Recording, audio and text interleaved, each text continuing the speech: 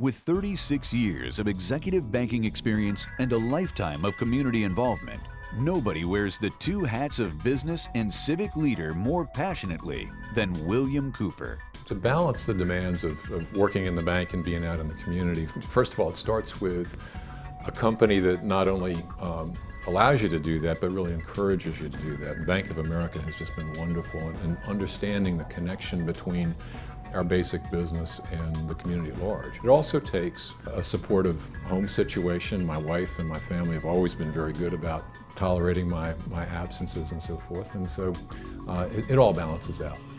For decades, Bill's list of community activities has read like a who's who of civic and government organizations.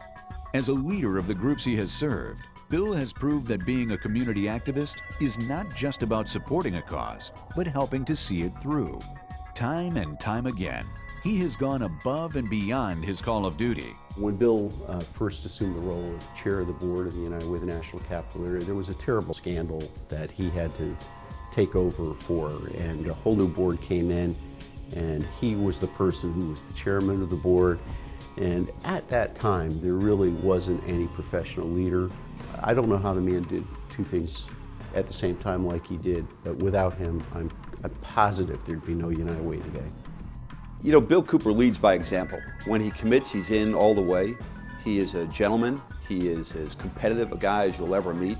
And really, when the going gets tough, he's the person you want in your camp.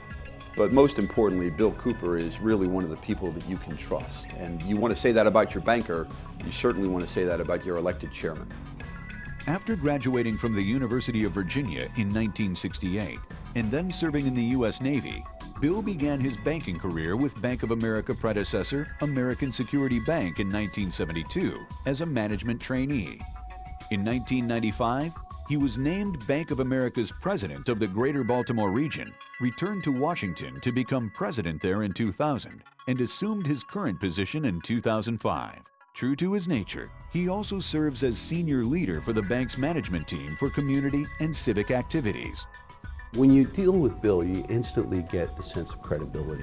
I mean, the man just reeks of gravitas, and he's got high integrity, and he's a person who is very easy to believe in. Bill Couper was chair of the Greater Washington Initiative when I first met him, and then he became the chair of the Greater Washington Board of Trade. He helped introduce us to a lot of key players. He represented the organization very well in partnership and collaboration. Most importantly, I think, with the Maryland Chamber of Commerce and the wonderful partnership that's developed in many respects as a result of Bill Couper's good work. Washington's an interesting place. It's highly, highly transient. And when you think you've got a business leader who's been in the community for at least 30 years, this is a man who he's highly unusual, and he's been part of the glue that's kept Washington together. Not just United Way, but many, many, many charities that he's been involved in.